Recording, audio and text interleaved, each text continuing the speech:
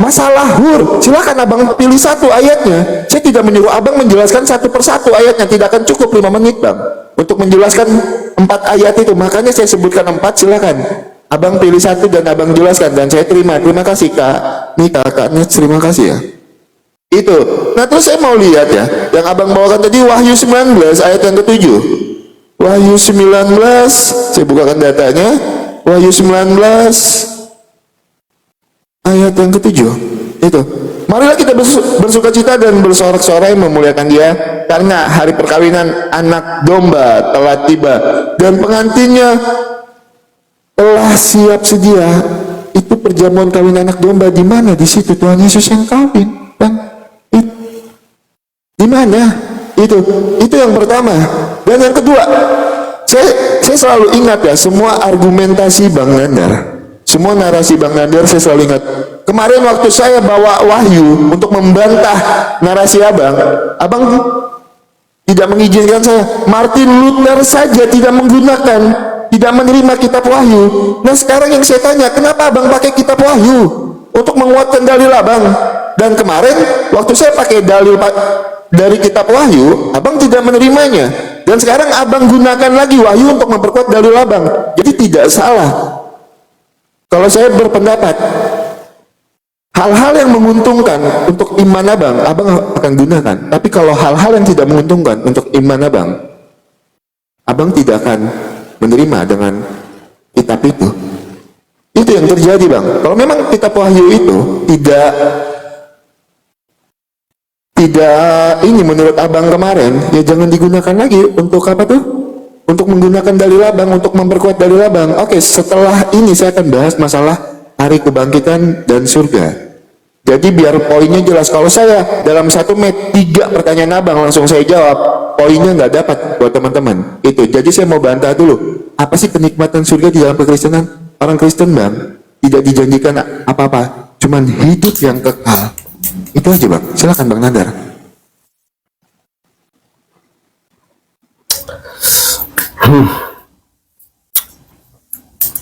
Masa empuk kita teman-teman, ini masa empuk penginjilan. Ayo Bang Oki, lanjut lagi. Nah mudah-mudahan Bang Oki dapat hidayah Allah ya. Gini caranya berdebat. Bang Oki, Anda mengutip 1 Korintus 2 nomor 9. Tetapi seperti ada tertulis, apa yang tidak pernah dilihat oleh mata, dan tidak pernah didengar oleh telinga, dan tidak pernah timbul di dalam hati manusia, semua yang disediakan Allah untuk mereka yang mengasihi Dia. Ini tentang kenikmatan sorga. Bagaimana kenikmatannya? Ini nggak bisa digambarkan. Ini sama dengan hadis Rasulullah SAW pun mengatakan bahwa kenikmatan sorga ini memang gambarannya semacam ini. Tidak bisa dibayangkan, tidak bisa dilihat, tetapi fitur-fiturnya sudah jelaskan. Bagaimana di dalam sorga itu mendapatkan sungai-sungai. Masalah kenikmatannya nggak bisa digambarkan. Anda tahu tidak? Tetapi seperti ada tertulis. Ini Paulus mengutip dari mana? Coba orang-orang Kristen, ini Paulus mengutip dari mana? Ternyata Paulus ini mengutip Injil Yesus yang tidak ada di dalam keempat gospel kanonik. Kita lihat nih teman-teman ya. Ini adalah Paulus mengutip Injil Yesus. Kita lihat nih teman-teman tafsirannya ya. Ada tafsiran dari Yerusalem. Nah ini teman-teman ya. Boleh jadi bahwa dalam ayat ini digabungkan Yesaya 64, Yeremia 3:16, tetapi mungkin juga Paulus mengutip sebuah kitab apokrif yang berjudul Apokalips Wahyu Elia. Ini Injil yang asli. Kalau digabungkan ini dan ini nggak bakal nyambung. Ternyata Paulus mengutip Injil apokrif, yaitu Injil Elia. Nah, itulah Injil asli teman-teman kalau mau tahu. Kenapa? Karena bersesuaian dengan hadis yang sahih. Saya nggak bertanya tentang bagaimana kenikmatannya, karena kenikmatannya itu tidak bisa digambarkan, tetapi fitur-fiturnya apa sajanya, tolong dijelaskan gitu loh. Surga Kristen ini apa saja kenikmatannya. Anda di awal mengatakan surga Kristen ini nggak aneh-aneh, nggak ada kawin-mengawin. Anda selama 40 tahun jadi Kristen, masa nggak ngerti anak domba? Anak domba itu Yesus Kristus. Ternyata Yesus Kristus kawin di dalam sorga. Pada hari kebangkitan tidak ada kawin-mengawin. Baik di dalam Islam, baik di dalam Yahudi, baik di dalam Kristen. Memang di hari kebangkitan tidak ada kawin-mengawin. Anda tahu tidak hari kebangkitan itu apa? Hari kebangkitan itu bukan sorga. Jadi kalau Anda mengatakan hari kebangkitan tidak ada kawin-mengawin, saya umat Islam percaya itu. Ya teman-teman, nih. Pengertian Yaumul Ba'ats. Yaumul Ba'ats artinya adalah hari kebangkitan dari kubur. Memang tidak ada kawin-mengawin di sini. Masih panjang perjalanan. Ada Yaumul Ba'ats, ada Yaumul Mahsyar, ada Yaumul Hisab, ada Yaumul Mizan, ada Sirat, barulah sorga dan neraka. Jadi kalau Anda mengatakan hari kebangkitan tidak ada kawin-mengawin, gak usah iman Kristen, iman Islam juga sama. Di hari kebangkitan tidak ada kawin-mengawin. Yang saya tanya, temanya adalah kenikmatan sorga Islam dan sorga Kristen. Kenikmatan sorga Kristen itu apa saja? Masa cuma nyanyi-nyanyi, haleluya, haleluya. Itu mah di dunia juga bisa, Bang. Kalau nyanyi-nyanyi doang mah. Nah, saya tunjukkan kepada Abang ya. Saya tunjukkan kepada Abang, surga Kristen itu perang. Seperti di Suriah, seperti di Palestina yang dibombardir oleh Israel. Ini ada perang. Maka timbullah peperangan di dalam sorga. Mikael dan malaikat-malaikatnya berperang melawan naga itu. Dan naga itu dibantu oleh malaikat-malaikatnya. Katanya tempat kudus, kok ada perang di sorga, Bang? Kalau di dalam Islam, jangankan naga ya, Nabi pun tidak bisa masuk sorga kalau tanpa izin dari malaikat Ridwan. Orang yang pertama masuk sorga itu Nabi Muhammad, Yesus belakangan.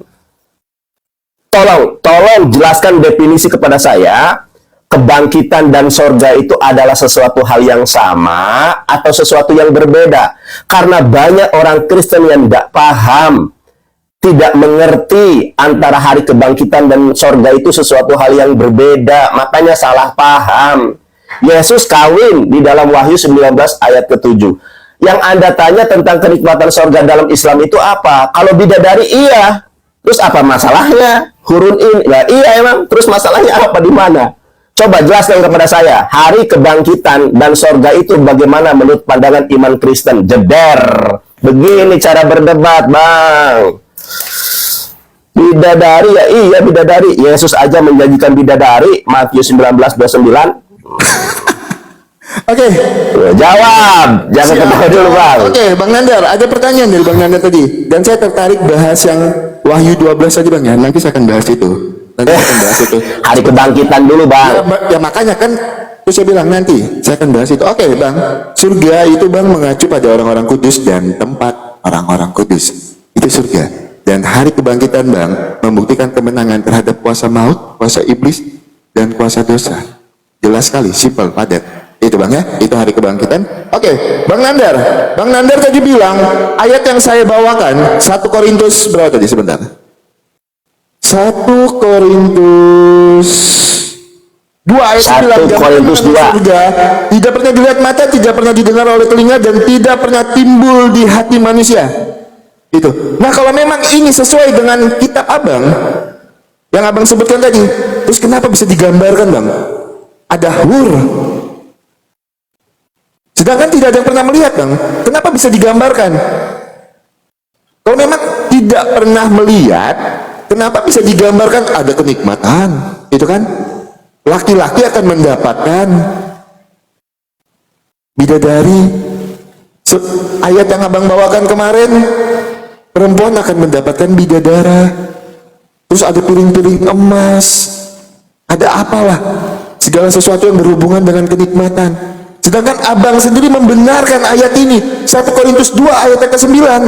Gambaran mengenai surga tidak pernah dilihat mata, tidak pernah didengar telinga, bahkan tidak pernah timbul di hati manusia. Terus seperti apa kitab Abang menggambarkan itu? Masalah hur. Kalau memang Abang membenarkan 1 Korintus 2 ayat ke-9, gimana? Ayo, tolonglah. Kalau bicara itu konsisten. Bicara itu konsisten. Itu. Kalau memang tidak bisa digambarkan, kenapa di kitab abang tertulis? Padahal tidak ada yang bisa menggambarkan. Kenapa bisa tertulis? Kalau memang tertulis seperti itu, berarti sudah ada yang pernah melihat. Berarti sudah ada yang pernah mendengar. Maka bisa tertulis seperti itu. Analoginya, kalau saya jalan ke mall, saya tidak pernah tahu kalau misalnya di situ misalnya ada jual durian, karena saya belum mengunjungi ke sana.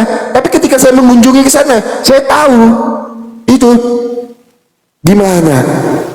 Abang bilang tadi ingin menginjili saya karena saya bawakan ayat ini. Sekarang abang saya injili dulu sedikit. Semoga abang bertobat dengan narasi abang. Itu. Saya injili abang sedikit. Ayo kalau bicara konsisten. Itu. Bicara konsisten. Kalau abang membenarkan 1 Korintus 2 ayat yang ke-9, kenapa masalah hur itu bisa ada? Surga bidadari, bidadara, piring-piring emas. Padahal abang membenarkan, abang sendiri loh ya yang membenarkan 1 Korintus 2 ayat 9, bukan saya.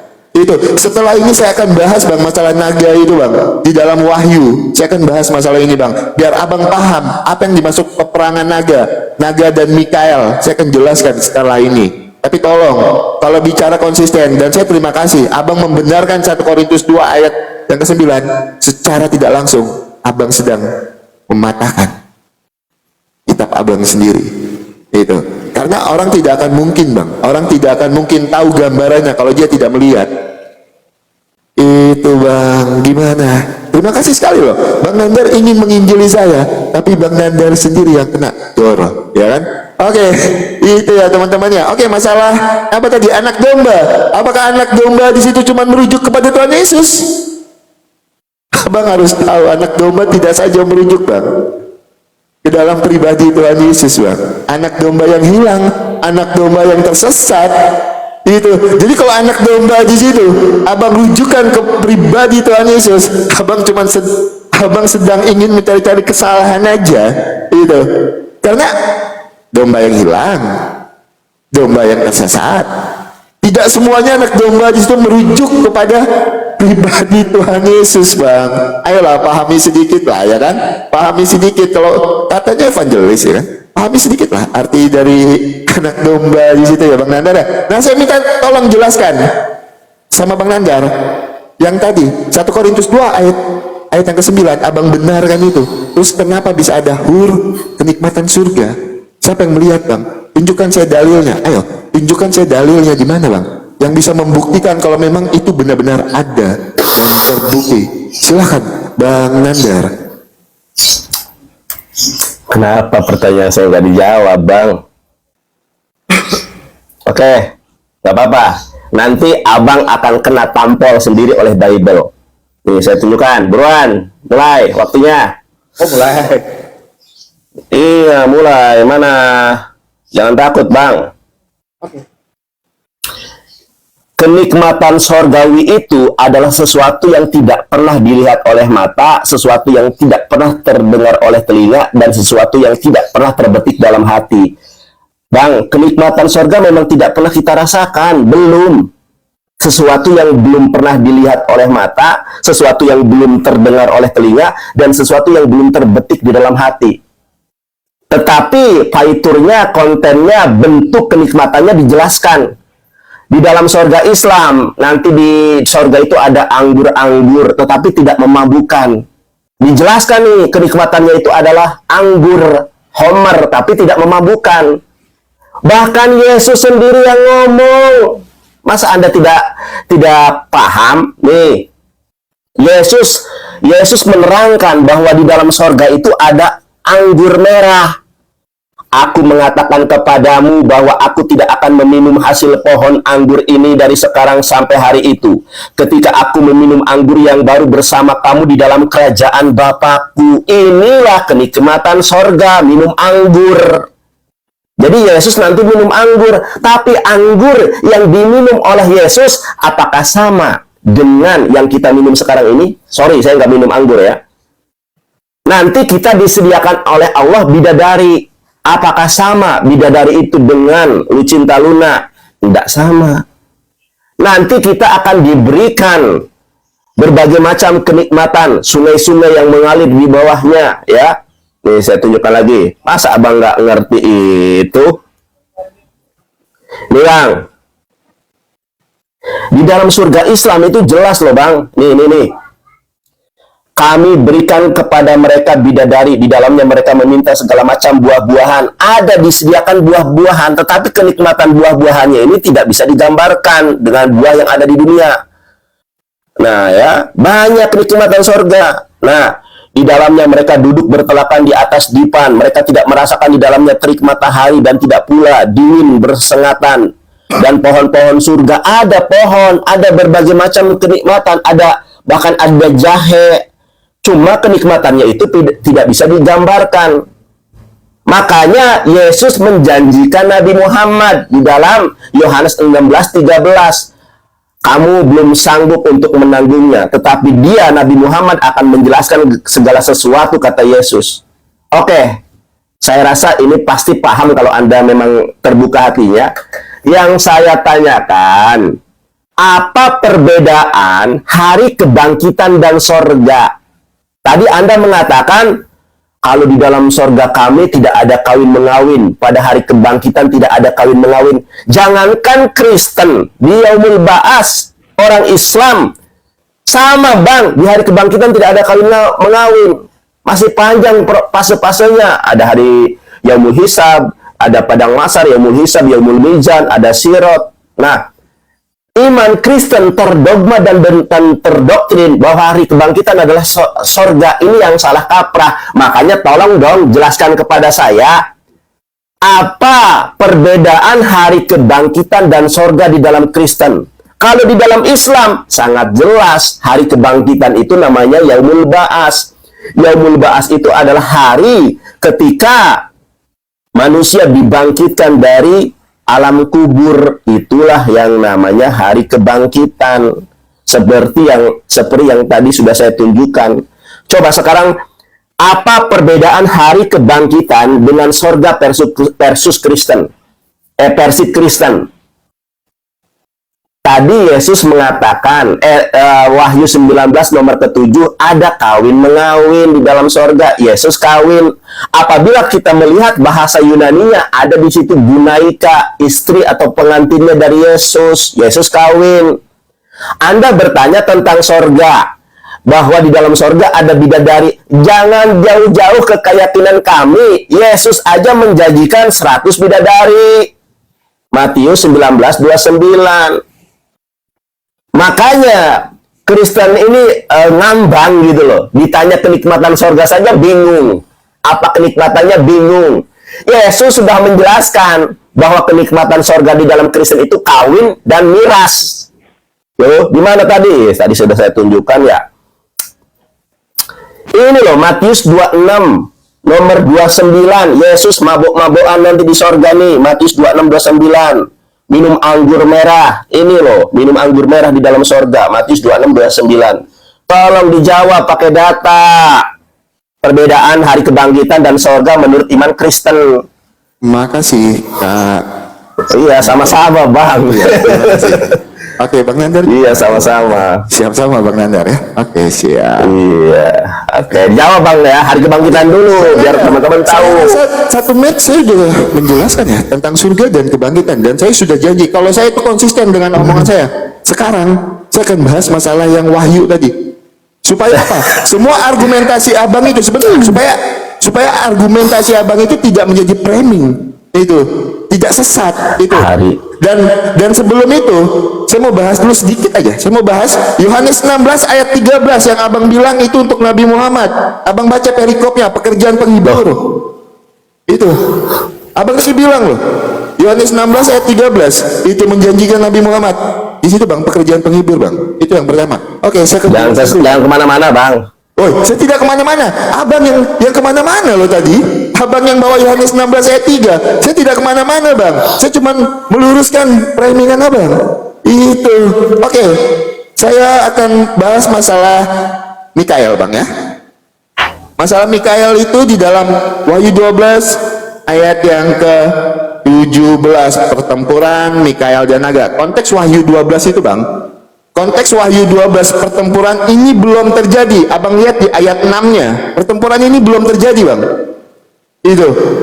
Di ayat 6 memberitahu bahwa wanita Israel melarikan diri dari naga atau setan. Di situ naga digambarkan sebagai setan, Bang. Setan di situ digambarkan sebagai naga.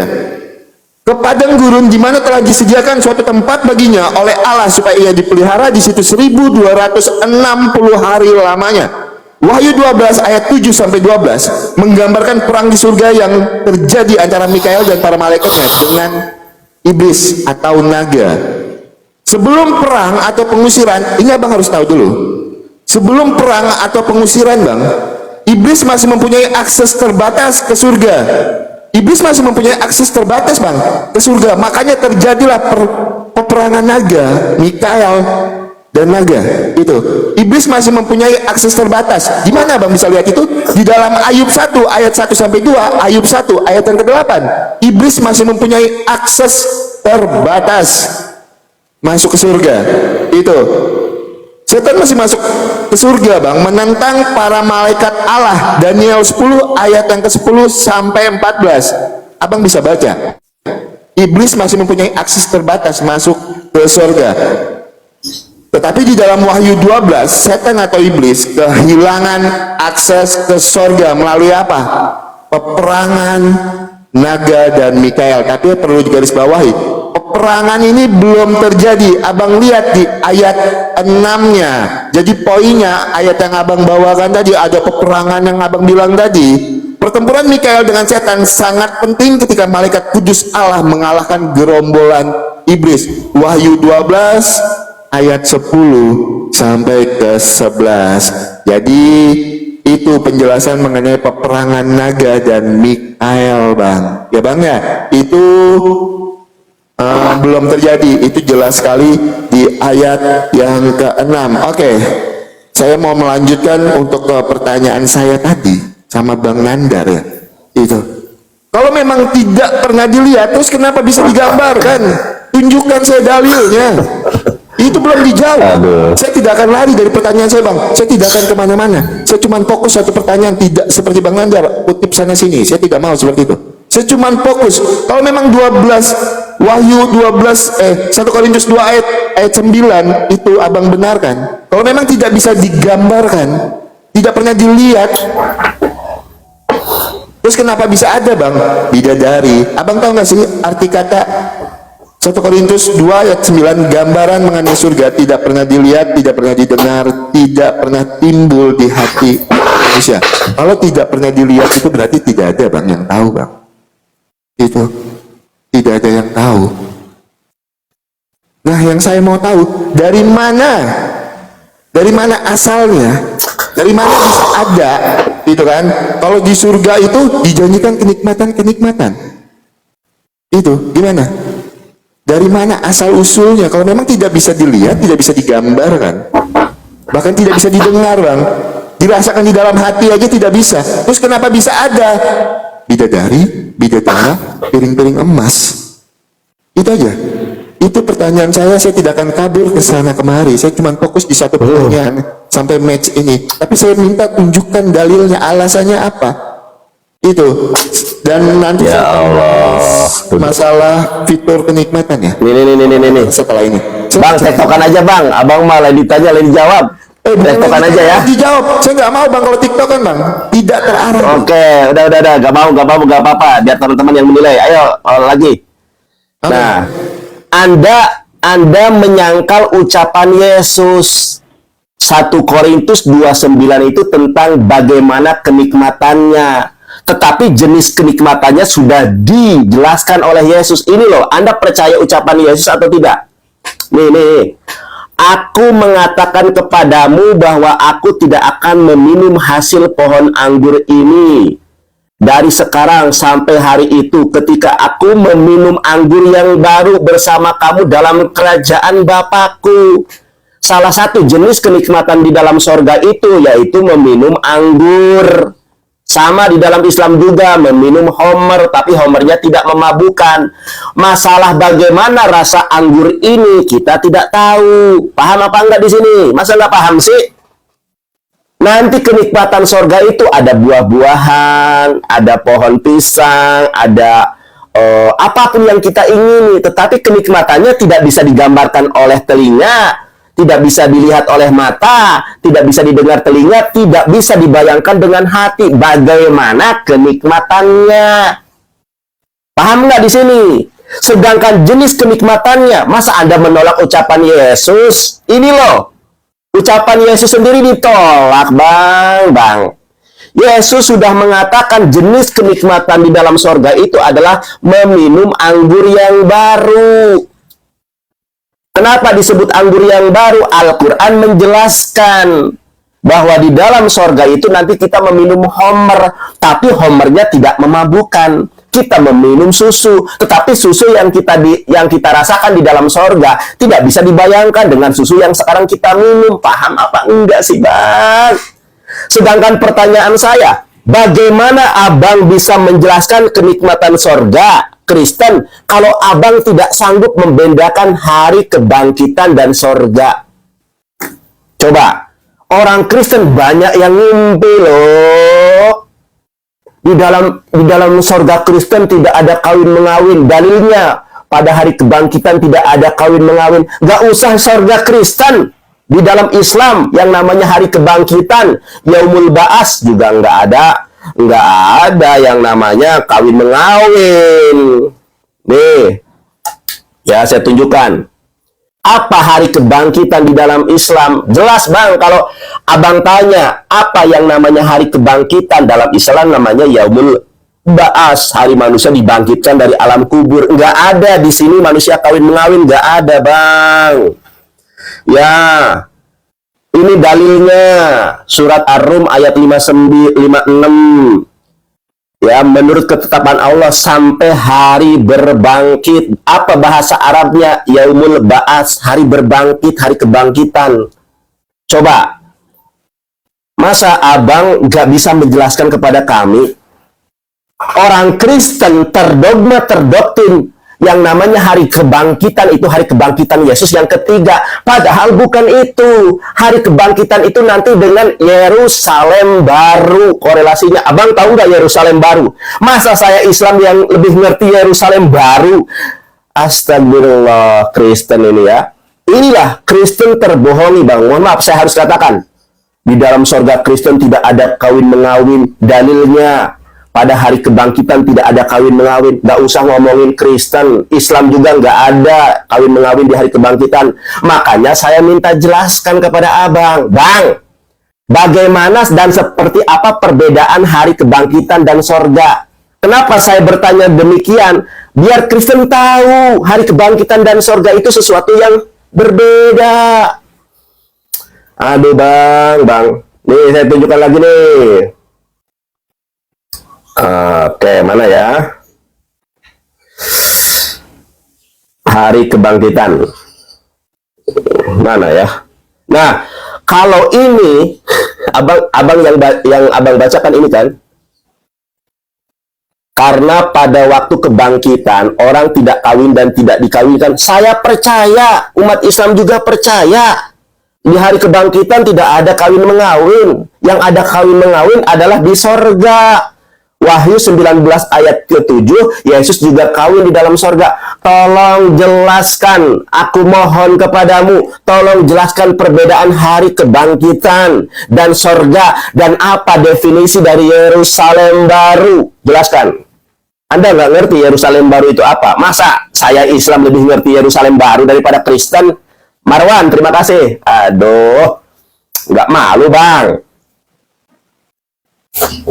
Coba jelaskan, dari tadi nggak dijelaskan loh. Sebentar ya. Ya, coba jelaskan. Sebentar, Bang. Jangan, saya tahu saya menjelaskan. Saya mau narik dulu ya.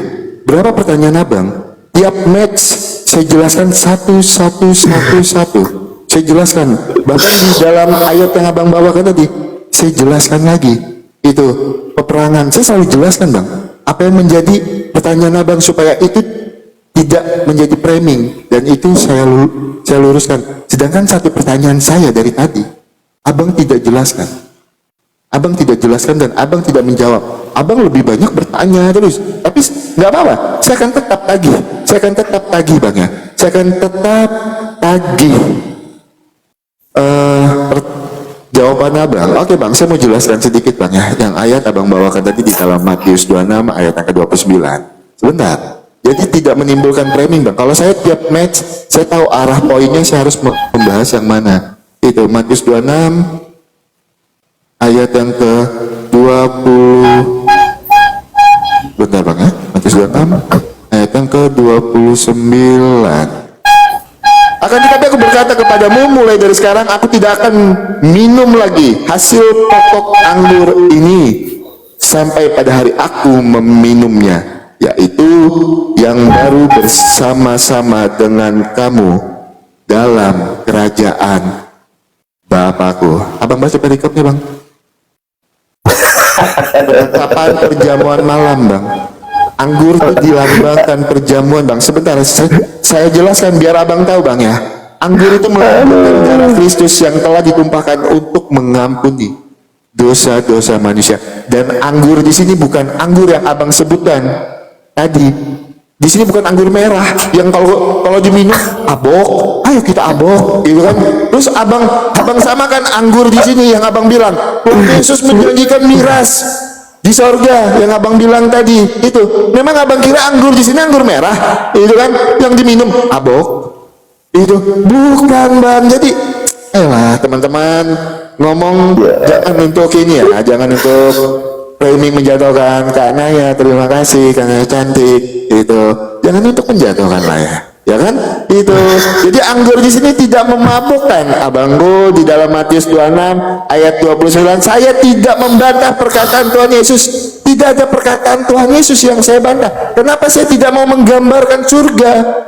Kenapa saya tidak mau menggambarkan kenikmatan surga? Ketika abang tanya, surga Kristen tuh kenikmatannya apa aja? Saya tidak mau menggambarkan, karena itu tertulis di dalam 1 Korintus 2 ayat yang ke-9. Nah, abang sendiri membenarkan itu. Abang membenarkan 1 Korintus 2 ayat yang ke-9, tapi abang sendiri sedang menggambarkan, kitab abang menggambarkan surga. Laki-laki akan mendapatkan bidadari. Perempuan bidadari akan mendapatkan bidadara. Kenapa surganya seperti itu? Itu tolong dijelaskan sama saya. Tidak bisa digambarkan, tidak bisa dilihat, tidak bisa didengar, tapi bisa digambarkan. Menggambarkannya melalui apa loh bang? Maksud saya itu bisa muncul gambaran seperti ini. Dasarnya apa? Itu loh yang saya pertanyakan itu. Saya tidak lari-lari dari pertanyaan. Masalah Yerusalem baru. Setelah ini saya akan bahas bang. Satu match saya akan jawab semua pertanyaan abang. Itu karena tadi Matius 26 ayat 29 saya harus jawab dulu itu supaya tidak menjadi framing itu bang ya. Nah tolong jelaskan nama saya bang, kenapa bisa ada tertulis di dalam kitab abang masalah Hur, sedangkan abang sendiri berbicara tadi membenarkan 1 Korintus 2 ayat yang ke-9. Kenapa segala sesuatunya itu bisa digambarkan? Munculnya dari mana? Itu yang mau saya tanyakan bang, dan tunjukkan saya dalilnya. Itu ketika abang membenarkan kalau surga itu tidak bisa digambarkan, tapi muncul kenikmatan-kenikmatan, bahkan dijelaskan secara rinci, piring-piring emas, bidadara, apalagi tadi itu bang. Tolong bang ya, tolong dijelaskan saya minta mohon sama bang, jelaskan bahwa data kenapa itu bisa muncul bang, kenapa itu bisa muncul, jelaskan pakai data dan dalil ya abangku ya. Saya akan bahas setelah ini Yerusalem baru itu ya bang ya. Jadi saya akan menjelaskan abang satu match saya akan jelaskan ya bang. Terima kasih Kak Match. Bang Marwan, terima kasih, berkah selalu. Menang kita bang. Bang, yuk masih ada waktu bertobat nih bang. Abang Oki santun baik, yuk saya syahadatkan bang, biar masuk surga. Kalau abang Kristen gak bakal masuk surga loh bang.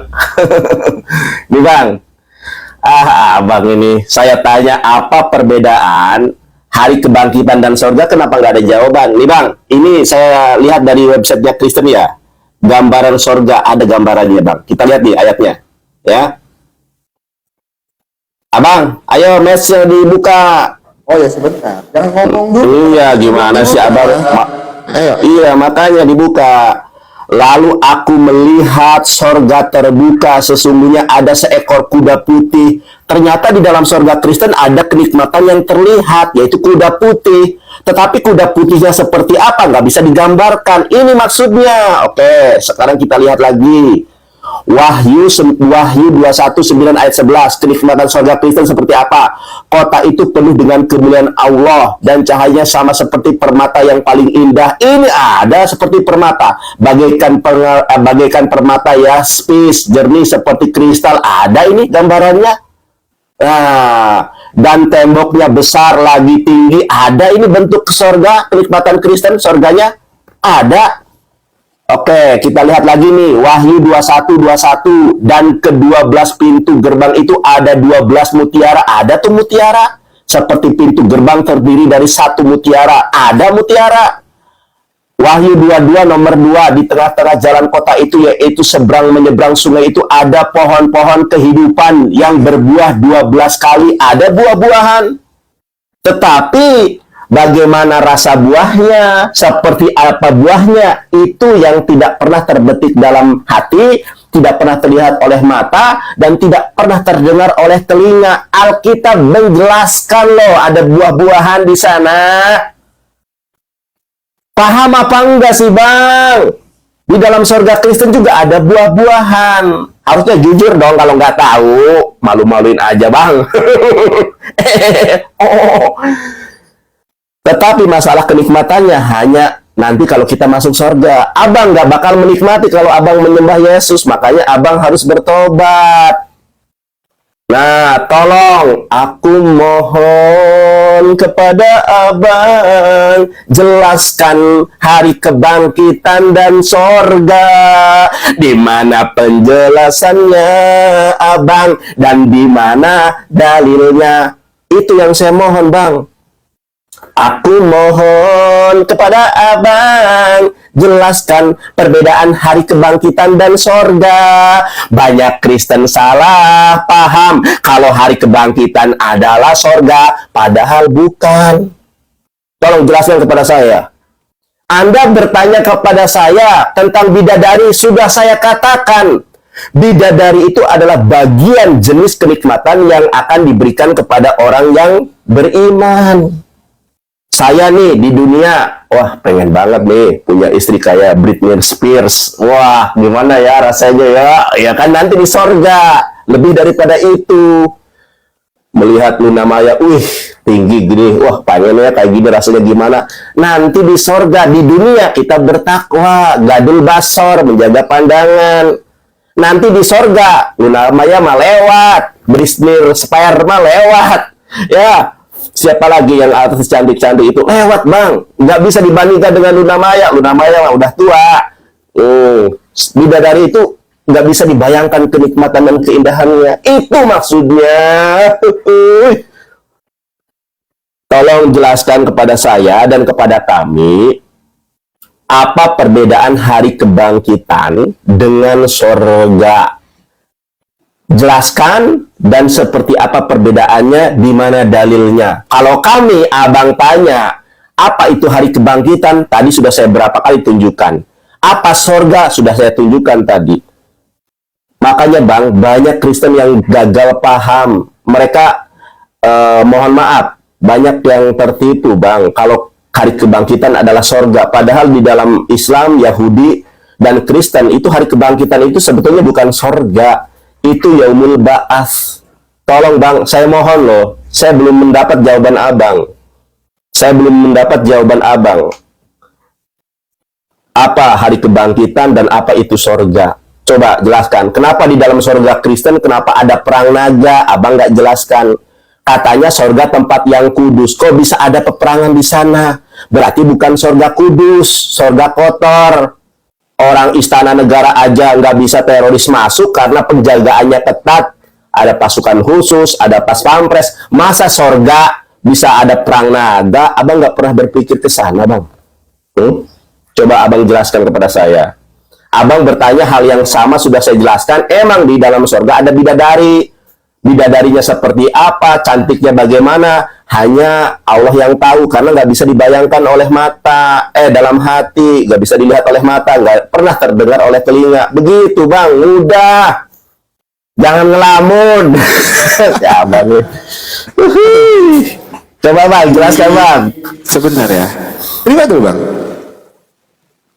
Jadi tadi waktu saya menjelaskan masalah perang naga, hampir 1 menit saya gunakan untuk menjelaskan perang naga tadi. Berarti saya sedang tidak berbicara. Hari kebangkitan dulu deh. Bicara, sebentar dulu. Saya sedang tidak berbicara dengan Anda. Karena hampir 1 menit saya gunakan untuk membahas masalah Wahyu 12 ayat 7 sampai 12 tadi. Itu. Saya jelaskan hampir 1 menit. Terus saya di framing lagi. Abang tidak menjelaskan tentang perang naga. Hampir 1 menit saya gunakan untuk menjelaskan perang naga. Curhat. Berarti saya sedang tidak berbicara dengan Anda. Oke, itu masalah hari kebangkitan dan surga. Udah di awal tadi saya udah jelaskan. Itu hari kebangkitan, kemenangan terhadap kuasa maut, dosa dan iblis. Kok sebentar bang, waktu saya. Korintus 15 ayat 13 sampai 14, 16 sampai 17. Terus surga mengacu pada orang-orang yang kudus, tempat orang-orang kudus. Di awal saya udah jelaskan. Semua pertanyaan Bang Nandar di awal saya sudah jelaskan. Itu masalah perang naga saya sudah jelaskan. Hampir 1 menit saya gunakan untuk menjelaskan itu. Nah, masalah surga dan kebangkitan di awal saya sudah jelaskan. Masa saya harus ulang-ulang terus kita berdiskusi cuma mengulang-ulang sesuatu yang sudah saya jawabkan, tidak maju ke depan. Itu diulang-ulang terus gitu. Terus saya harus mengulang 2 kali pembahasan masalah naga, padahal udah hampir 1 match. Saya jawab. Kita ada rekamannya sama-sama ya teman-teman ya. Tektokan aja bang nanti bang. Punya rekaman, saya punya rekaman. Oke. Wahyu 19 ayat 11 sampai 14. Kalau saya jawab semua pertanyaan abang, semua framing abang saya akan jawab. Wahyu 19 ayat 11. Lalu melihat surga terbuka, sesungguhnya ada seekor kuda putih. Bang, saya mau tanya bang, kuda itu kenikmatan. Kita bicara kenikmatan. Kuda itu kenikmatan. Tektokan aja nanti ya. Jangan. Nanti saya jawab. Ini tektokan apa enggak? Jangan. Ya kok jangan? Enak 5 menit lah. Biar kalau tektok. Iya lah ini. Nggak ada poinnya bang. Itu. Sekarang saya mau. Justru ini nggak ada poinnya bang. Kalau saya dapat poinnya bang. Semua pertanyaan Bang Nandar tentang Alkitab saya jawab semua. Itu. Sekarang yang saya tanya, Wahyu 19 ayat yang ke-11. Lalu Allah melihat surga terbuka, sesungguhnya ada seekor kuda putih. Apakah kuda putih di situ kenikmatan? Apakah kita sedang membahas tentang binatang? Itu. Kenikmatan apa kuda? Itu. Terus Wahyu berapa lagi yang abang baca? Wahyu 22, saya bukakan datanya. Wahyu 22 ayat yang kedua. Di tengah-tengah jalan kota itu, yaitu menyeberang sungai itu, ada pohon-pohon kehidupan yang berbuah 12 kali tiap bulan sekali, dan daun pohon-pohon itu dipakai untuk menyembuhkan bangsa-bangsa. Bang Nandar sendiri yang membawa tema dan bicara tentang kenikmatan surga apa. Di awal tadi saya disuruh menjelaskan surga apa, kenikmatan surga apa di dalam Kristen. Nah sekarang di dalam Wahyu 22 ayat yang kedua, di tengah-tengah jalan kota itu, yaitu menyeberang sungai itu, ada pohon-pohon kehidupan. Pohon-pohon itu kenikmatan apa dari pohon? Abang ngerti kenikmatan gak sih? Abang sendiri loh yang membawa tema loh, bicara tentang kenikmatan. Itu tolong jelaskan Bang Oki, kenikmatan surga Kristen itu apa? Saya gunakan dalil saya 1 Korintus 2 ayat yang ke-9. Saya tidak mau menggambarkan kenikmatan surganya. Itu. Nah terus yang abang bawakan Wahyu 22 ayat 2, di mana di situ berkorelasi dengan kenikmatan bang? Pohon-pohon memberikan kenikmatan. Kenikmatan apa bang? Itu. Terima kasih Kak Naya Cantik. Itu. Ayolah kita bicara yang berkorelasi. Itu. Terus semua pertanyaan abang, saya tegaskan ya, semua pertanyaan abang saya udah jawab. Bahkan hampir 1 match masalah perang naga. Itu. Bang Nandar ya. Jadi Bang Nandar juga sedang tidak paham dengan Bang Nandar sedang tidak paham dengan pertanyaan saya. Bang Nandar sedang tidak paham dengan pertanyaan saya. Yang saya pertanyakan, kenapa bisa muncul di bidadari, tulisan bidadari itu loh, mendapatkan itu yang saya pertanyakan bang. Kalau masalah gambarannya seperti apa, ya kita semua tidak akan bisa menggambarkan. Entah bentuknya kayak Sophia Latjuba, entah kayak Luna Maya, kita semua tidak bisa menggambarkan. Yang saya pertanyakan itu bang Nandar, kenapa bisa munculnya, kenapa bisa tertulis di situ bang? Ada bidadari. Nah itu munculnya dari mana bang Nandar? Itu bukan masalah gambarannya. Kalau gambarannya saya mengerti dan paham sekali bang. Bentuk-bentuknya abang nih, lain ditanya, lain dijawab. Bukan seperti lain itu. Ditanya, lain dijawab. Udah ya, ini waktunya habis. Ya silakan bang Nandar. Lanjut. Abang nih, tektokan aja bang. Abang tuh lain ditanya, lain dijawab. Saya tidak ada bang. Abang membawakan ayat Alkitab. Ya udah, tektokan aja ya. Nanti saya nggak mau. Saya mau. Coba dibukakan nanti. Ya udah susah, memang nggak berani dia. Nggak berani. Ya udah, ini saya ngomong. Saya contoh nih, abang jawabnya nggak pakai data. Bang, apa perbedaan hari kebangkitan dengan sorga? Kalau sorga itu tempat-tempat yang kudus, kalau kebangkitan itu tempat-tempat orang berdosa. Nggak ada dalilnya kalau hari kebangkitan tempat-tempat orang berdosa, bang. Hari kebangkitan itu adalah salah satu fase sebelum ke sorga. Makanya orang Yahudi bertanya di dalam Matius 22 itu. Ini waktu saya, makanya tektokan sekarang kalau berani. Oke, nggak mau kan? Iya. Nah, nih bang, Matius 22 nomor 30, Yesus kan mengatakan, karena pada waktu kebangkitan orang tidak kawin dan tidak dikawinkan, melainkan hidup seperti malaikat di sorga. Seperti malaikat di sorga artinya apa? Hari kebangkitan dengan sorga itu adalah sesuatu yang berbeda. Kalau di dalam Islam, hari kebangkitan itu adalah fase pertama setelah hari kiamat, yaitu manusia dibangkitkan dari alam kuburnya. Itulah hari kebangkitan. Nah, yang saya tanya, hari kebangkitan dalam Kristen ini seperti apa? Bagaimana prosesnya? Kapan itu terjadi? Abang nggak jelaskan. Coba, di mana dasarnya? Di mana dalilnya? Kenapa saya bertanya hari kebangkitan dan sorga menurut iman Kristen? Biar abang tahu hari kebangkitan dengan sorga itu adalah sesuatu yang berbeda, yang gagal total dipahami oleh orang Kristen. Sehingga ketika Kristen menolak bidadari, mereka selalu menggunakan ayat ini, yaitu ayat Matius 22 nomor 30. Karena hari kebangkitan tidak ada kawin-mengawin. Nggak usah Kristen, orang Islam juga sama. Di hari kebangkitan tidak ada kawin-mengawin. Bahkan di hari kebangkitan itu manusia tidak memakai alas kaki, tidak memakai busana, ya, tidak dalam keadaan sunat, dia dalam keadaan tidak bersunat. Itu hari kebangkitan. Sama bang, nggak ada kawin-mengawin di hari kebangkitan. Nah, yang jadi masalah, Islam secara jelas dan gamblang berbicara tentang hari kebangkitan. Kristen, kapan terjadinya hari kebangkitan? Itu yang saya tanya. Apa definisi hari kebangkitan? Kapan terjadinya? Untuk siapa terjadi? Kalau di dalam Islam, hari kebangkitan itu terjadi untuk semua manusia. Nanti Yesus bangkit dari kuburnya di hari kiamat. Ya, Anda, saya bangkit dari kuburnya. Itulah hari kebangkitan untuk semua manusia. Nah, hari kebangkitan orang Kristen. Orang Kristen di dogma dan di doktrin hari kebangkitan itu hari ketiga. Itu yang di dogma. Makanya bingung antara membedakan hari kebangkitan dengan kebangkitan Yesus. Bingung. Makanya saya minta penjelasan dong. Kalau lagi menjelaskan, buka datanya. Dari mana Anda mengambil? Apa itu hari kebangkitan? Masa Anda nggak membaca Matius 22 nomor 30, hari kebangkitan seperti malaikat di sorga. Seperti malaikat di sorga. Berarti dua hal yang berbeda. Kalau di dalam sorganya Islam ada kawin-mengawin. Di dalam sorganya Yesus ada kawin-mengawin. Yesus menjanjikan 100 bidadari. Matius 19:29. Pakai data bang, tunjukkan datanya. Anda tadi mengatakan hari kebangkitan untuk orang-orang yang jahat. Sedangkan sorga itu adalah untuk orang-orang kudus. Ini saja sudah salah. Orang Yahudi bertanya, apakah nanti di dalam hari kebangkitan itu istri ini akan sama istrinya, kan ditanya begitu. Kata Yesus, tidak ada kawin-mengawin di dalam hari kebangkitan. Sama di dalam Islam juga.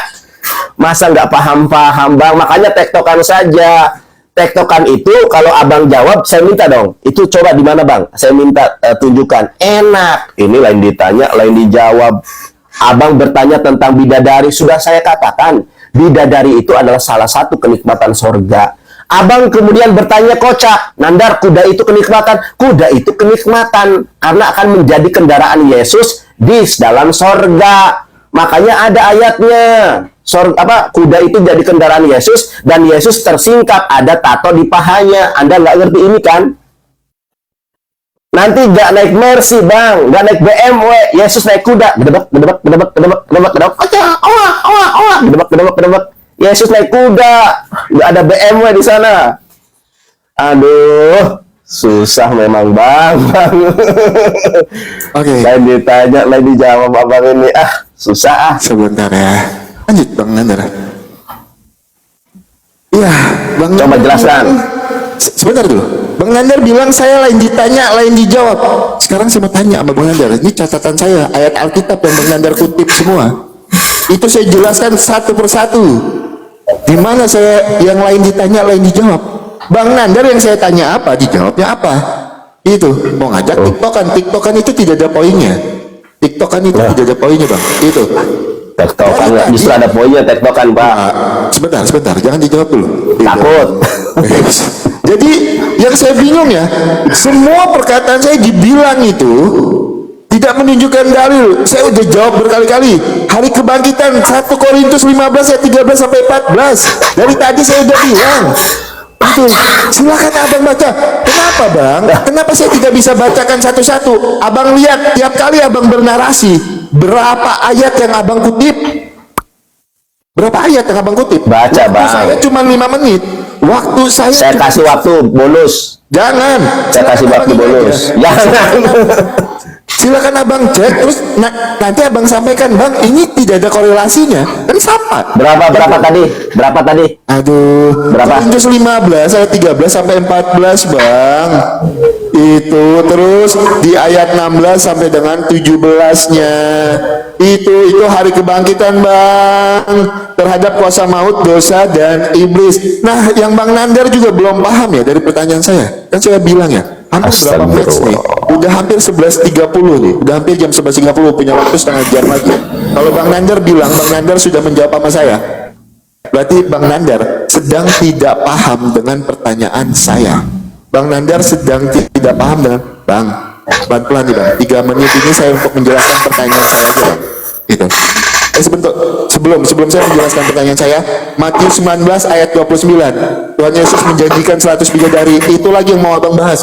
Kemarin saya sudah bahas itu dan sekarang mau Abang gunakan lagi ayat itu, kalau Tuhan Yesus menjanjikan 100 bidadari.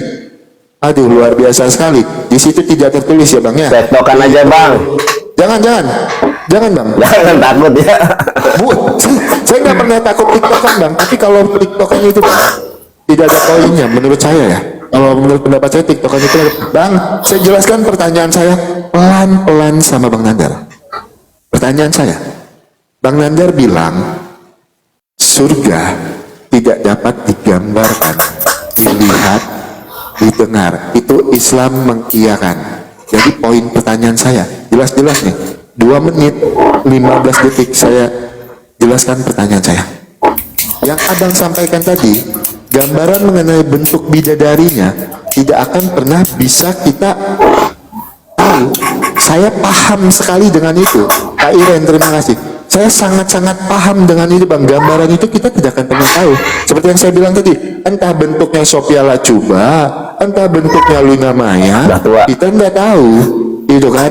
Nah, yang mau saya tahu itu, Bang, Abang tadi menyebutkan 1 Korintus 2 ayat 9 itu benar, tidak bisa digambarkan. Terus kenapa di dalam kitab Abang itu loh bisa tertulis ada bidadari, ada piring-piring emas, sedangkan tidak bisa digambarkan. Terus ada sungai. Itu yang saya tanya, Bang, yang saya tanya itu simple, Bang. Kenapa itu itu bisa ada bidadari, bukan gambaran bidadarinya bang. Kalau gambaran bidadarinya saya tahu, saya paham. Gambaran bidadarinya tidak ada satupun dari kita yang tahu. Seperti yang abang kan, saya mau Britney Spears. Betul, gambaran bidadari tua bang itu bang, mau itu yang mau saya aku. yang saya mau tanya sama bang Nandar, simpel ya, karena bang Nandar udah ada pacar, kan? Saya melihat di PT, ya. Entah pacar entah istri kan, teman-teman. Istri Istri itu kan. Nah, yang saya mau tanya sama bang Nandar, kenapa lo bang? Dasarnya apa? Kenapa bisa ada bidadari? Itu loh dasarnya itu bang. Kenapa bisa ada bidadari? Kenapa tidak kenikmatan yang lain kan banyak bang? Kenapa harus bidadari? Itu loh yang saya tanyakan bang. Poinnya di situ. Tolonglah bang Nandar, luangkan waktu 1 match ini aja saya mohon untuk menjelaskan itu dulu. Berapa menit untuk Baik, saya jelaskan lah, paham bang. itu, biar saya paham dan saya tidak akan bertanya lagi bang. Saya tidak akan bertanya lagi kalau saya paham. Saya tipe orang yang seperti itu. Kalau saya sudah benar-benar paham, saya tidak akan kenapa harus bidadari loh kenikmatannya. Dah, saya jawab. Oke, bang Nandar. Kenapa nggak berani tektokan? Karena abang tuh salah loh. Teman-teman, kenapa ada Allah menjanjikan bidadari? Karena yang namanya laki-laki, ya ini waktunya saya. Ya, karena laki-laki itu hasratnya kepada wanita. Ada teman-teman ya, yang ada nih mu'alaf yang sudah meninggal dunia, anaknya itu digauli loh sama pendeta. Ini fakta loh, cuma nggak terungkap nih. Ya, itu anaknya digauli oleh pendeta. Dr. Richard Lee, pendeta terkenal di Jawa Tengah, menggauli kakak beradik. Apa artinya? Laki-laki itu hasratnya kepada wanita. Saya aja lah hasratnya kepada wanita. Lihat wanita bohai, pengen. Karena saya punya iman, gadul basor, menundukkan pandangan. Nanti Allah balasnya dengan bidadari. Itu, kalau Anda bertanya kenapa Allah menjanjikan bidadari. Sedangkan wanita dijanjikan dengan perhiasan-perhiasan. Karena kalau wanita itu fitrahnya adalah tentang perhiasan. Bagaimana ketertarikan mereka itu dengan perhiasan. Kalau laki-laki ketertarikannya dengan wanita. Kalau Anda normal pasti sama. Saya nggak tahu nih apakah Anda boti atau kalau saya normal. Kalau saya lihat wanita, kalau Anda mungkin lihat RK, kalau saya normal bang. Teman-teman, lihat ini ya, lihat ini. Kenapa abang ini nggak mau tektokan dan kenapa abang ini nggak mau membukakan data yang dia sampaikan? Sudah saya katakan dari awal, Kristen ini nggak jelas. Hari kebangkitan aja nggak tahu loh. Hari kebangkitan itu adalah hari setelah manusia dibangkitkan dari kubur di hari kiamat. Itulah hari kebangkitan. Anda menyuruh saya membuka 1 Korintus 15, 14, 15 sebagai dalil hari kebangkitan ini. Teman-teman perhatikan ya. Coba kita lihat di sini. Abang saya tanya tentang hari kebangkitan. 1 Korintus 15, nomor 14, 15. Tetapi andai kata Kristus tidak dibangkitkan, maka sia-sialah pemberitaan kami dan sia-sialah juga kepercayaan kamu. Bukan? Sudah saya bilang teman-teman, Kristen membedakan hari kebangkitan yang ada di dalam pikirannya, hari kebangkitan di hari ketiga. Makanya ini 1 Korintus 15 ayat 14-15 itu bukan hari kebangkitan yang tidak ada kawin menawin. Sipal lama. Yang saya tanya itu bukan hari kebangkitan Yesus, itu mah hoax bang. Yang saya tanya hari kebangkitan yang tidak ada kawin menawin. Makanya kenapa abang nggak mau menunjukkan data? Karena data yang abang sampaikan ini bukan tentang hari kebangkitan. Ini tentang dogma kebangkitan Yesus di hari ketiga loh. Yang saya tanyakan bukan itu. Yang saya tanyakan yaitu Matius 22 nomor 30. Pada hari kebangkitan tidak ada kawin menawin. Dijawab 1 Korintus 15, 14, 15. Itu bukan hari kebangkitan tidak ada kawin menawin. Itu hari kebangkitan Yesus. Astaga, naga. Ini teman-teman. Katanya hari kebangkitan ini nih. Kalau tidak ada kebangkitan orang mati, maka Kristus juga tidak dibangkitkan. Tetapi andaikan Kristus tidak dibangkitkan, maka sia-sialah pemberitaan kami. Dan sia-sialah juga kepercayaan kamu. Lebih daripada itu, kami ternyata berdusta terhadap Allah. Tuh, Paulus mengatakan dia sudah berdusta kepada Allah. Kalau abang bertanya, Bang Nandar, hari kebangkitan dalam Islam itu gimana sih? Hari kebangkitan dalam Islam itu terjadi setelah sangkakala terakhir dibunyikan, maka bangkitlah semua manusia yang sudah mati, termasuk Yesus juga mati, nanti dibangkitkan oleh Allah. Semua manusia dibangkitkan. Ketika Nabi Muhammad dibangkitkan, maka Nabi Muhammad berkata, umati, umati, umati, umatku, umatku, umatku, itu namanya hari kebangkitan.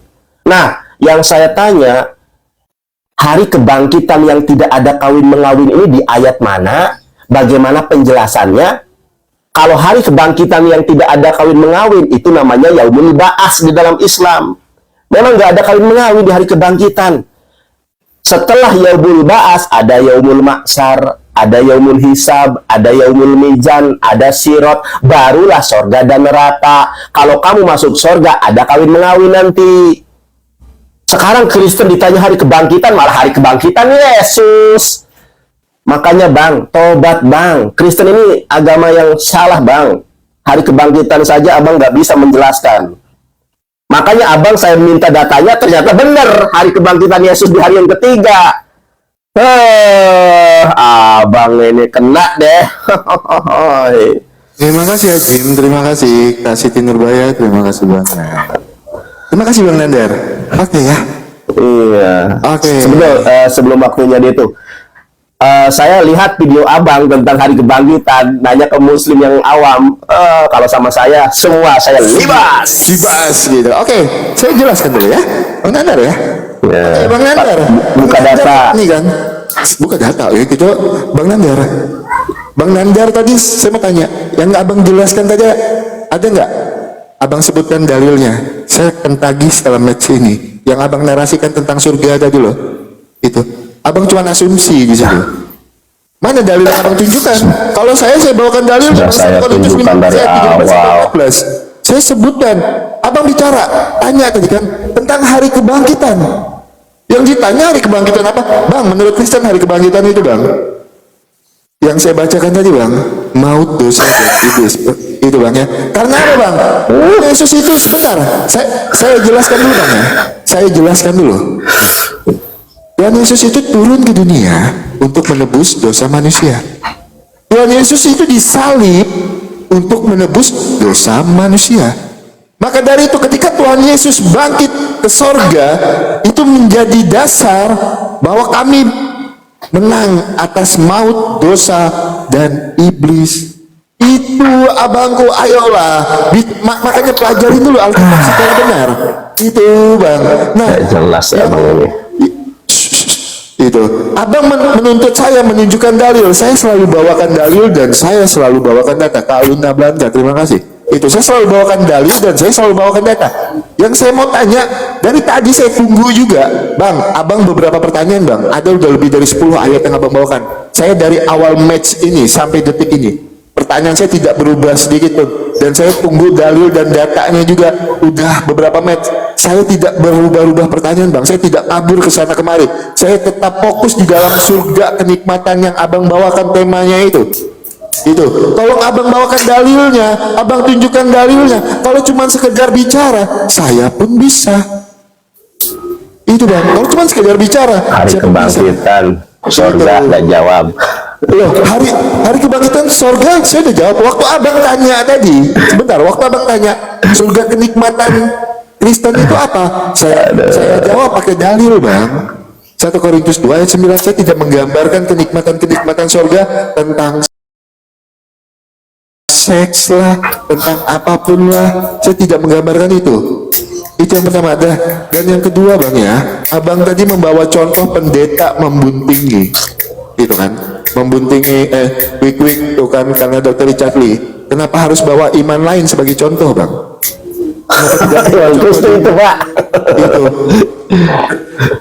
Kenapa tidak membawa contoh di mana abang aja? Kan terjadinya juga ada. Kenapa harus lempar ke iman lain? Saya tidak pernah, ketika saya beranalogi abang nggak nyambung. Itu loh, abang yang nggak nyambung. Tiktokan aja, tiktokan deh. Bawa 10 menit tiktokan. Tidak. Bahkan jangan kan, nggak nyambung abang ini. Tiktokan itu tidak tidak fair menurut saya. Karena saya tipe orang bang, saya yang tidak mau memotong pembicaraan orang dengan keras. Itu tipe saya. Makanya saya lebih mau tiktokon. Saya lebih mau pakai timer bang. Saya tidak tega untuk langsung memotong pembicaraan orang.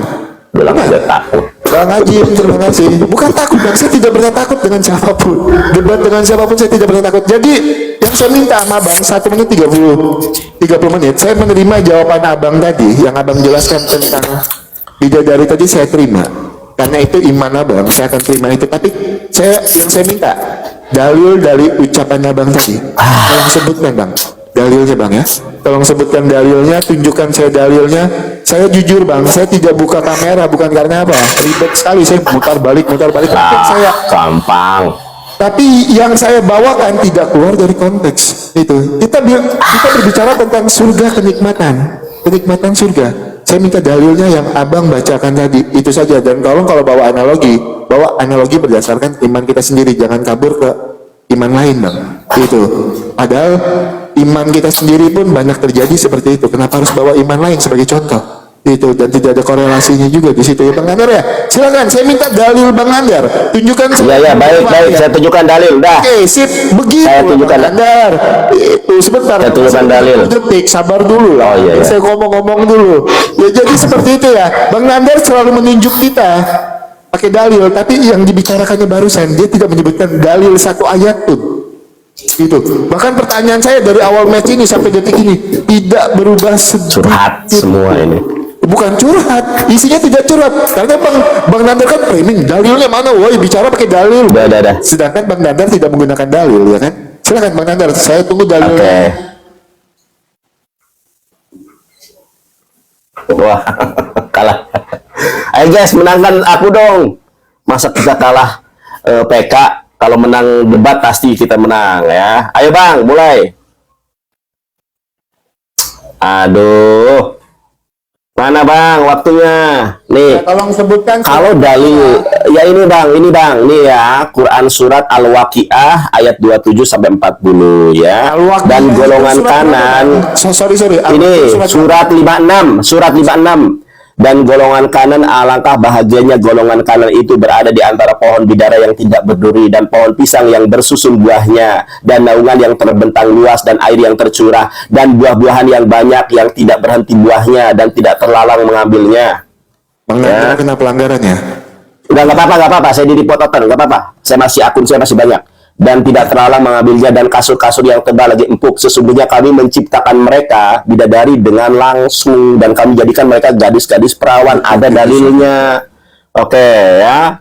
Nah, saya selalu menunjukkan data. Kenapa? Kan tadi saya sampaikan kenapa Allah menjadikan bidadari? Karena kami di dunia nggak boleh berzina. Bagaimana agar kita tidak berzina? Allah janjikan nih, nanti kalau kamu nggak berzina di dunia, nanti aku kasih bidadari. Kalau kamu nggak maksiat, nggak pacaran, nggak berzina, nanti aku kasih bidadari. Udah sabar. Nah, ini yang tidak ada dalam Kristen. Makanya banyak pendeta yang weak. Ya, ada mualaf sudah meninggal dunia, anaknya di weak sama pendeta. Ada itu loh.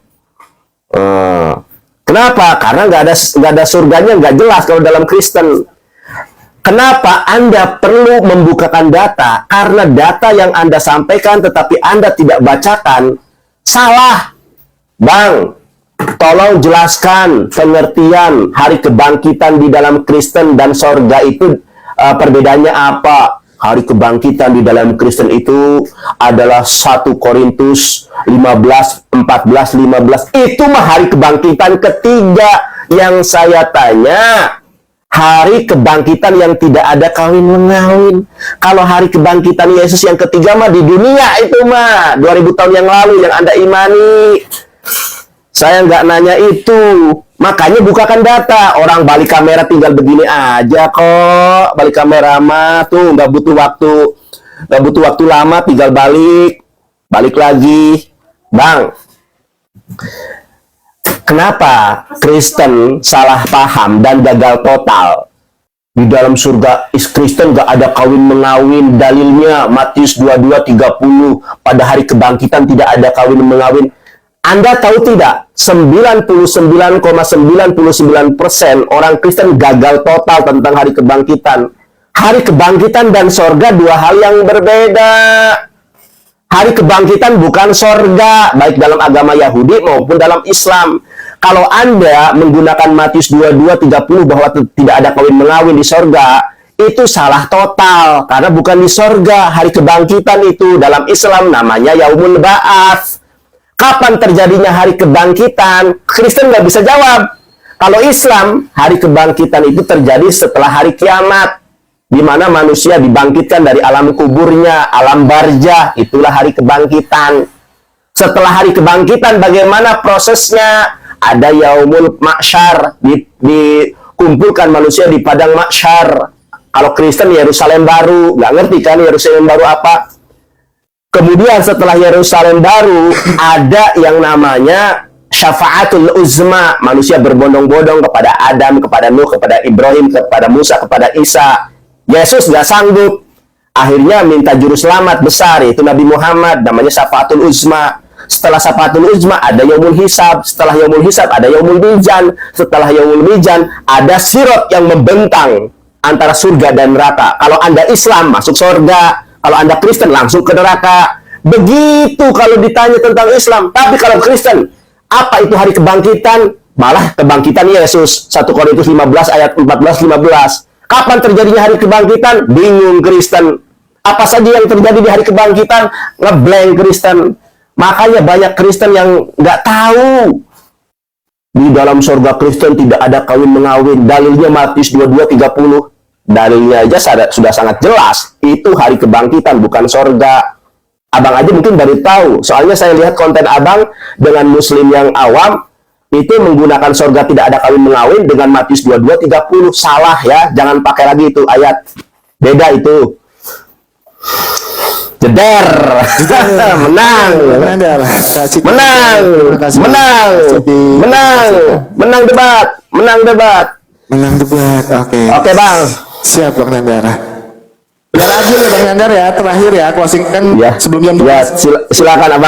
silakan abang closing. Ini sudah 11:43 ya. Enggak, saya closing terakhir ini 5 menit. Habis itu Bang Nandar closing 5 menit pas waktu. Silakan. Ya. Silakan Anda closing 5 menit ya. Bang Nandar mungkin sedang tidak paham. Balik lagi, Bang Nandar sedang tidak paham ya kan? Quran yang dibawanya Quran 56 ayat 27 sampai 40. Padahal yang saya tanyakan bukan bidadarinya itu diciptakan. Bukan bidadarinya itu diciptakan. Itu. Kenapa kesenangan-kesenangan seperti itu loh yang diberikan kepada kita?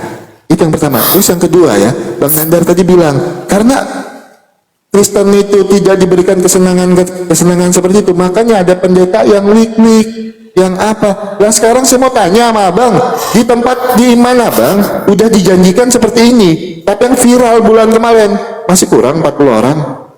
Udah dijanjikan seperti ini bang, tapi masih terjadi. Tapi saya tidak pukul rata itu ya. Saya yakin itu adalah perbuatan oknum.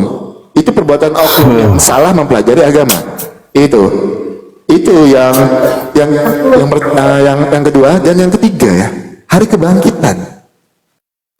Saya sudah jelaskan kan, hari kebangkitan itu sebagai landasan kami terlepas dari dosa kami. Karena Tuhan Yesus itu datang ke dunia untuk menebus kami bang, untuk menebus kami sebagai umat yang berdosa. Dan satu bang ya, di hari kebangkitan itu kami tidak perlu ditimbang-timbang lagi bang. Dosa kami tidak perlu ditimbang-timbang. Ada dosa yang inilah harus masuk ke api neraka tingkatan berapakah? Nomor berapa, tingkatan berapa? Enggak bang, itu kami sudah punya juru selamat di dalam kehidupan kami bang. Maka dari itu kami orang Kristen itu surganya tidak ditimbang-timbang lagi. Makanya perbedaan hari kebangkitan abang dan hari kebangkitan kami itu berbeda, dua hal yang berbeda. Abang tidak bisa memaksakan hari kebangkitan abang di dalam iman kami, karena kami tidak ditimbang bang. Kami tidak ditimbang dosa kami, tidak ada timbang menimbang. Itu sama seperti di An-Nabiyah, di kisah Nabiyah itu kan ada surga harus ditimbang dulu kan, amal baik kita harus ditimbang dulu. Kami tidak ada timbang-timbangan bang. Itu. Dan satu yang saya mau tekankan buat teman-teman Kristen yang di bawah, kita hidup di dunia ini bukan hanya untuk kepuasan daging kita. Itu kita hidup di dunia ini bukan cuma untuk kepuasan daging kita, bukan untuk kepentingan daging kita, tapi kita hidup seturut dan sekehendak dengan firman Tuhan. Itu bukan cuma untuk bikin anak. Itu terus nanti kalau masuk surga dijanjikannya hal seperti itu. Tidak, kita hidup seturut dan sekehendak firman Tuhan, menjadi saksi Tuhan di dalam kehidupan kita, menjadi garam dan terang dunia. Itu. Terus Bang Nandar sempat menyenggol tuh, saya apa doyan perempuan atau enggak, dan saya tegaskan tanggal 26 Oktober ini, mumpung ramai juga yang nonton, 26 Oktober ini saya pemberkatan nikah. Gitu. Saya pemberkatan nikah di tanggal 26 Oktober ini sama akun pasangan saya, namanya juga Kesaksian Kristen, sama kami pemberkatan nikah di tanggal 26 Oktober. Itu. Nah, jadi poinnya dari diskusi ini, teman-teman, kita hidup di dunia tidak untuk kepuasan daging aja. Jadi kita tidak dijanjikan kenikmatan-kenikmatan di sorga. Karena begitu besar kasih Allah akan dunia ini, sehingga ia mengaruniakan. Terima kasih Kak. Karena begitu besar kasih Allah akan dunia ini, sehingga ia mengaruniakan anak yang tunggal, supaya setiap orang yang percaya tidak binasa, melainkan beroleh hidup yang kekal. Yang kita butuhkan bukan bidadari, yang kita butuhkan bukan perempuan-perempuan perawan, yang kita butuhkan tidak binasa, melainkan beroleh hidup yang kekal. Itu bukan kita munafik, bukan kita apa, kita tidak butuhkan lagi itu semua. Kita tidak butuhkan. Yang kita butuhkan, kita benar di mata Tuhan, kita hidup seturut dan sekehendak dengan firman Tuhan. Yang kita butuhkan bukan kepuasan daging kita lagi ketika kita naik ke sorga, tapi kita tidak binasa, kita tidak hidup di dalam kebinasaan, tapi kita beroleh hidup yang kekal di surga terindah bersama Tuhan Yesus Kristus. Ini ya teman-teman ya. Jadi di dunia ini orang Kristen itu tidak untuk kepuasan daging aja Bang. Itu kami menjadi saksi Tuhan di dalam kehidupan kami, itu yang terpenting Bang. Bukan cuma untuk bikin anak dan bikin anak. Makanya Tuhan Yesus tidak menjanjikan kami di surga itu untuk bidadari apapun itu, tidak ada Bang. Itu ya. Karena tujuan kami hidup di dunia bukan sekedar cuman bikin anak. Silakan Bang Nandar. Siap. Ya, kalau ada kata-kata saya yang salah buat teman-teman ini, Udah, nanti tenang. Nandar, Setelah ini selesai. Oke, silakan. Ya, setelah closing nanti ya. Oke, sekarang saya.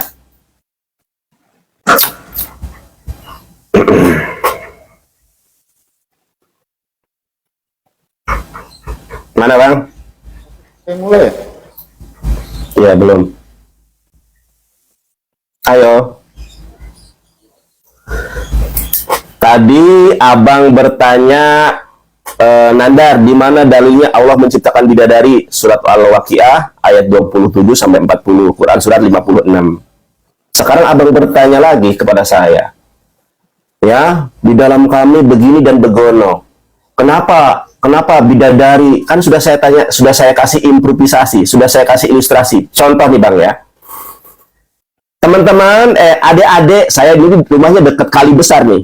Adik-adik, siapa yang nggak berenang di kali, saya kasih sepeda. Ada anak-anak ini 10 orang. Wahai anak-anak, siapa yang nggak main di kali, siapa yang nggak berenang di kali, saya kasih sepeda. Di antara 10 orang itu, ada 5 yang nggak main berenang. Berarti 5 yang dapat sepeda. Sama di dalam Islam juga. Siapa yang tidak berzina di dunia, nanti dikasih bidadari. Kenapa Allah menjanjikan bidadari sebagai reward bagi orang-orang yang tidak berzina? Itu maksudnya bro. Masa itu aja nggak paham? Wahai orang-orang beriman, wahai orang-orang Islam, jangan wik-wik di dunia dengan istri orang, dengan pacar kamu. Nanti di surga dikasih bidadari. Ada orang Islam yang wik-wik, banyak. Ada orang oknum-oknum ustadz yang wik-wik, ada. Berarti dia tidak beriman dengan janji Allah. Kalau beriman tidak melakukan. Kenapa dikasih reward bidadari? Agar manusia ya tidak melakukan sebuah disintegrasi sosial, tidak melakukan hal-hal yang melanggar norma agama, maka dijanjikan sorga. Seperti halnya saya menjanjikan sepeda bagi anak-anak yang tidak main berenang di kali karena membahayakan. Kenapa saya menjanjikan sepeda? Karena main di kali membahayakan nyawa mereka. Tetapi masihkah ada di antara mereka yang main di kali? Masih ada. Berarti apa? Berarti orang ini tidak percaya dengan janji yang saya berikan. Sama. Kenapa Allah menjanjikan bidadari? Agar kita tidak berzina. Makanya saya tidak berzina. Saya masih nunggu bidadari nanti. Ya Allah. Mirip siapa ya? Enak banget nih. Tepak bunyi. Puk, puk, puk, puk. Wih. Nah, karena Kristen nggak ada, sebetulnya di dalam Kristen ada. Di dalam Kristen, Matius 19 nomor 29. Bahkan Yesus menjanjikan 100 bidadari. Apa kata Yesus? Siapa yang meninggalkan rumahnya demi dakwahku, siapa yang meninggalkan saudara laki-lakinya, saudara perempuan, bapak atau ibunya, siapa yang meninggalkan satu istrinya, nanti akan dibalas 100 istri di sorga. Yesus menjanjikan 100 bidadari. Kenapa Yesus menjanjikan 100 bidadari? Agar orang keluar dari rumahnya, meninggalkan istrinya sekalipun, nanti akan dibalas dengan 100 bidadari. Itu Yesus menjanjikan. Masa Anda nggak ngerti dengan ilustrasi dan improvisasi yang sangat sederhana itu? Ditanya hari kebangkitan, ternyata kebangkitan Yesus. Saya mohon kepada teman-teman Kristen, saya haturkan kepada Bang Oki, terima kasih ya. Saya yakin orang Kristen yang punya akal, orang Kristen yang punya logika sekarang baru sadar bahwa hari kebangkitan dan sorga itu sesuatu yang berbeda. Hari kebangkitan, baik dalam Islam, baik dalam Yahudi, memang tidak ada kawin mengawin di hari kebangkitan. Yang ada kawin mengawin adalah sorga. Yesus sendiri yang mencontohkan, Wahyu 19 ayat ke-7, Yesus kawin dengan bidadari yang disediakan khusus dari Allah Bapa kepada Yesus. Ada dalilnya. Jadi kalau teman-teman Kristen menggunakan Matius 22:30, berarti masih nggak paham bahwa hari kebangkitan dan sorga itu adalah sesuatu yang berbeda. Abang Oki yang mau menjalankan pernikahan 26 Oktober, saya ucapkan selamat. Mudah-mudahan Abang Oki dan calonnya suatu saat dijamah Tuhan, dilawat Tuhan, dipilih dan dipulihkan menjadi pribadi yang terlahir baru, manusia baru dalam kebenaran iman dan Islam. Bang Oki, banyak orang yang mendengar firman Tuhan, tetapi sedikit sekali yang menjadi pelaku firman. Banyak orang yang dipanggil, tetapi sedikit sekali yang terpilih. Bang Oki, bukan Bang Oki yang memilih evangelis Yonatan Nandar, tapi evangelislah yang memilih Bang Oki. Allahu yahdik, mudah-mudahan Allah memberikan Bang Oki hidayah Islam, karena hanya dengan Islamlah kita akan masuk ke dalam kerajaan surga. Terima kasih Bang Oki, di sini sudah masuk